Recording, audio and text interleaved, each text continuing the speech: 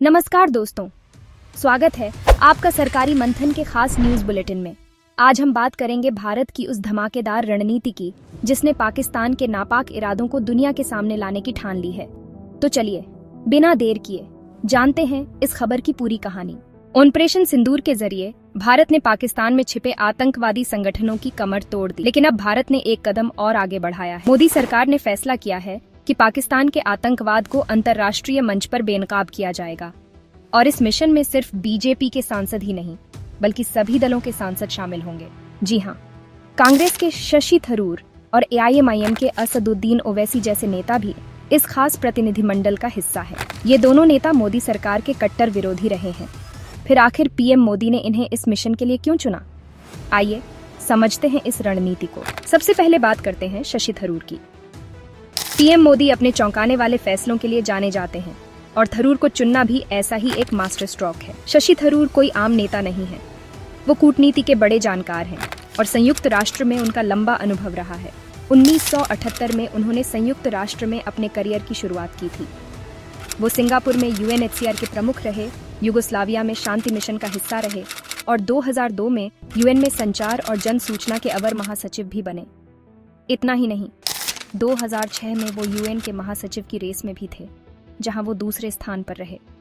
थरूर की कूटनीतिक समझ का हर कोई कायल है, चाहे वो अमेरिकी राष्ट्रपति डोनाल्ड ट्रंप के बयान पर PM मोदी की चुप्पी का समर्थन करना हो या रूस यूक्रेन युद्ध में भारत की कूटनीति की तारीफ करना। थरूर हमेशा भारत का पक्ष मजबूती से रखते हैं। ऑपरेशन सिंदूर को भी वो शुरू से समर्थन देते आए हैं।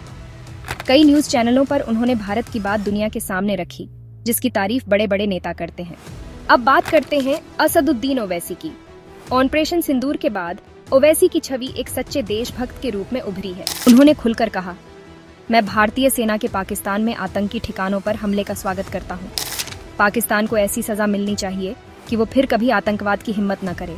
उनकी इस बेबाकी की तारीफ बीजेपी नेता भी कर रहे हैं। ओवैसी ने कई टीवी डिबेट्स में पाकिस्तानी प्रवक्ताओं को खरी खरी सुनाई और कहा कि उनके लिए देश सबसे पहले है। ओवैसी न सिर्फ एक मजबूत नेता है बल्कि एक काबिल वकील भी है।